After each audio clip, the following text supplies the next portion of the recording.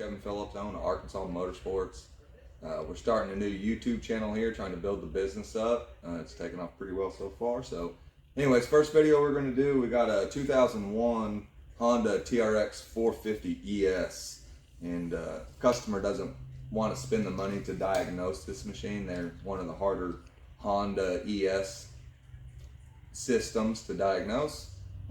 We gave them an estimate on it and came up with an option to bypass the electric shift altogether, take the factory ECU out of the equation, and we got this shift kit bypass. It's a Honda shift kit. I gotta remember what it is now. hondaesshiftkit.com, I believe. I'll try to post the link down below. Anyways, this kit, it seems pretty simple. It looks like it just got a 3-wire plug on it, and then you got a shift wire that plugs in down at your shift motor, and then we got a power. But mainly this video is going to be to show you just how to install it. We'll go through this together and see if it actually works. You guys want to come on in here? I can show you kind of how to tear this apart real quick. Pretty simple on these as far as taking the top plastic off. You'll have some push pins here. There'll be some here, we've already removed them. But these push pins are simple. You just got to pull the center of them up, and then you can take the whole assembly out. When you reinstall them, they just squeeze together, slide in the hole. You can push it back up and it swells that up. That's what holds it in the hole. Anyway, just take those out, set it to the side. You will have a couple 10 mils on the side. We already loosened them up. The top one's is super short because of the clip. Try not to let that fall out. And then you also have a bottom one down here that's loose, and you'll have that on both sides. Just pull them out, set them off to the side so you don't lose them. And then take off your gas cap. You will have another push pin like this one on the other side over there. Just pop them out. Make sure you get them all out. Once you do, they should just pull loose on each side. Come up and off, out of the way, no problem. After you get the cover off, the gas tank has a couple bolts up here that's 10 millimeter. Go ahead and remove those. We've already done that. And it might be a good idea to stick your gas cap on. So we're just going to slide this gas tank back a little bit. Pick it up and wiggle it backwards. Don't pull on it hard. It does have a hose hooked underneath of it.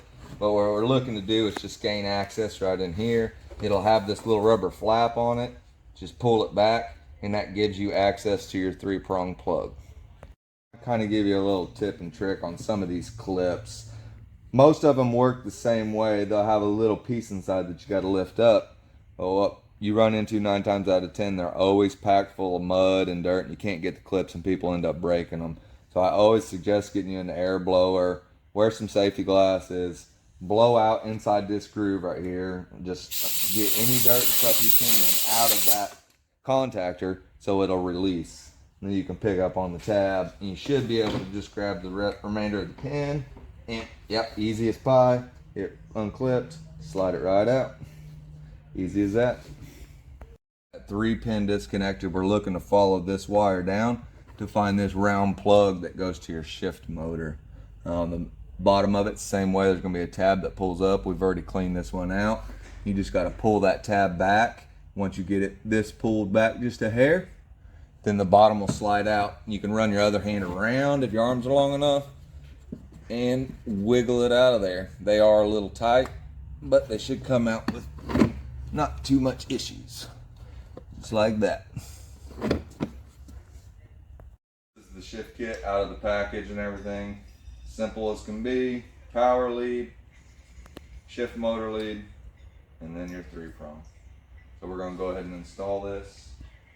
Best way to start, it looks like, it's going to be to put this 3-prong and the relays stored up here somewhere. We'll run the power back to the battery and down to the shift motor. Let's see how easy this goes. I always like to try to keep my wiring as clean as possible, so just look at your machine and see the best way to route everything. Got a couple leaves in here. Let's blow them out of there real quick. Good time to get this area all cleaned up. Alright, so we've got the 3-prong in there. We do have quite a bit of excess wire that we don't necessarily need, but it'll be easy to keep out of the way and locate it wherever we want. That's kind of nice. Put that up in there. This is going to be our battery feed line. Head it towards the back.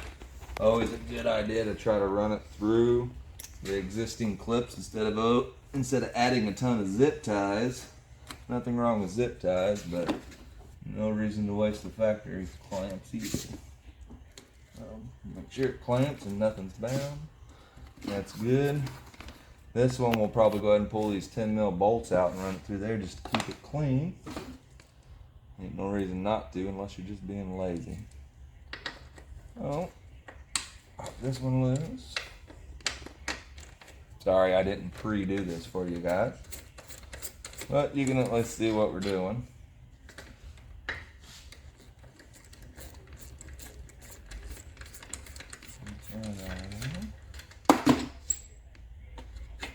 Pull it up, slide it in, and put our bolts back.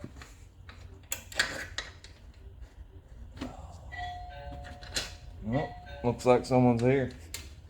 You get the idea. I'll be back in a minute. Sorry about that.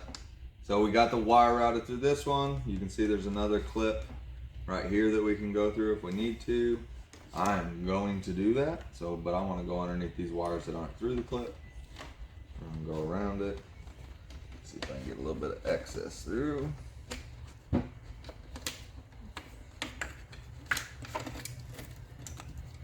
Pretty simple. Through here. Let's get this flip back. Good to go. This is your little seat bracket right here. You want to try to stay away from that as much as possible. So I'm going to give it a little bit of excess slack. And what we're probably going to end up doing, just to keep this clean, is pull this air box up before we come back here and hook this up to the battery.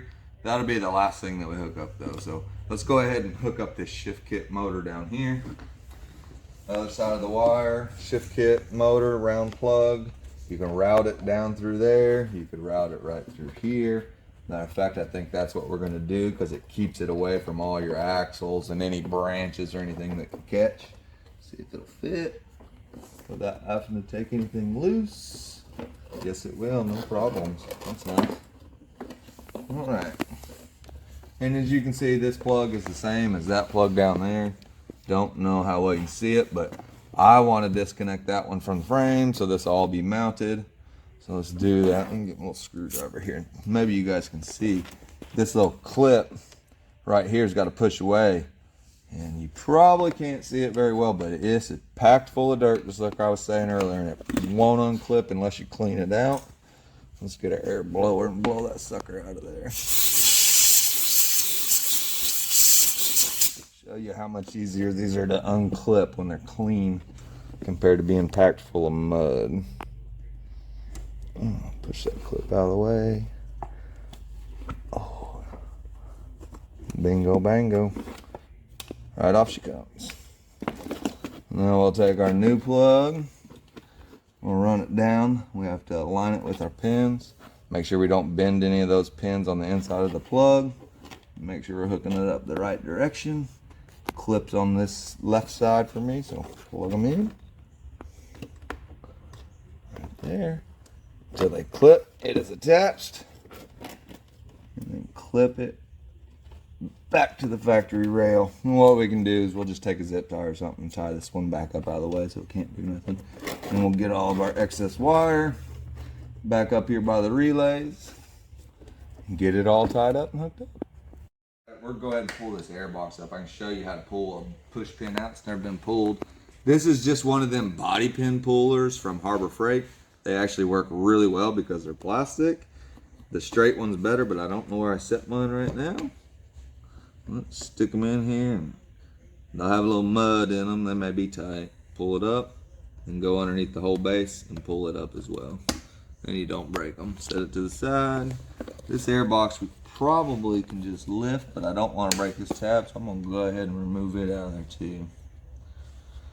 Better safe than sorry. These do break fairly easily on this right here. If I remember right, they're discontinued, or they're just harder to get a hold of right now. It'll be a little tight. Let's see if we can squeeze it through there. Give us just a little bit of play. May not have to take it. Yep, right down in there. Oh, that was easy. Go.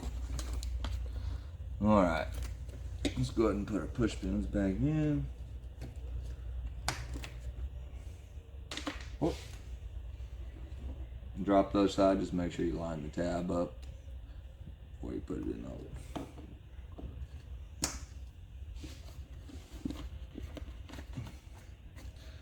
Get everything there back where it went.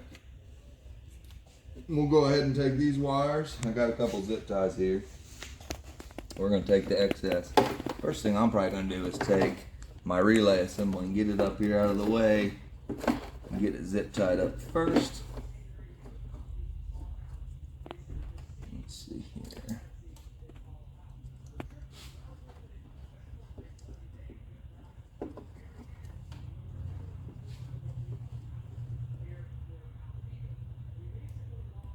Little tight, but keep it out of the way.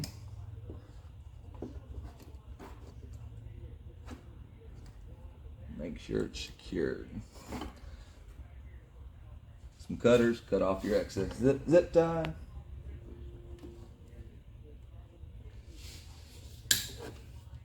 That holds that out of the way. Take our wires. Let's see here. Try not to block the video, but do this at the same time. It's a little bit more difficult than I thought it was going to be. And we are going to clean it up. Let's see here.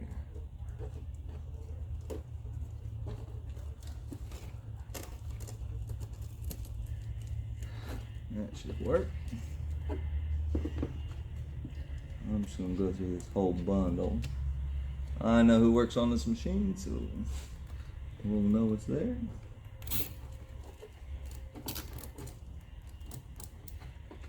Go ahead and do one more up here at the top.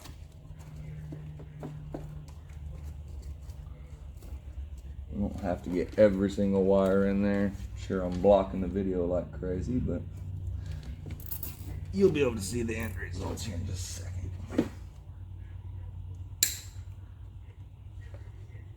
Make sure you don't cut no wires when you do that. And that's all installed up there. Got the 3-prong plugged in. Move the old one off to the side. All the wires are nice and tidy. Go ahead and put this rubber back down the right direction. This helps all the water drain away.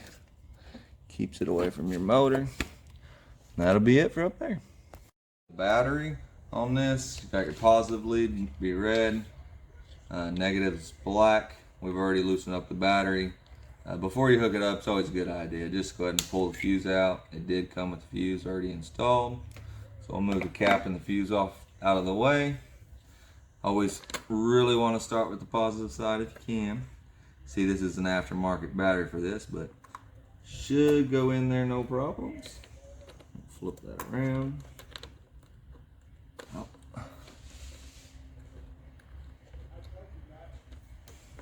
We'll be back in a second. We got customers. We're back. Had some customers to deal with. Got it all hooked up. Went ahead and tightened down the batteries. Just need to install the fuse. Once the fuse is installed, you can put the cap back on it. Tuck this out of the way in a little bit. Let's see if she works. Let's see. Oh yeah. Up, down. Ooh, let's see if it'll fire. Old Honda.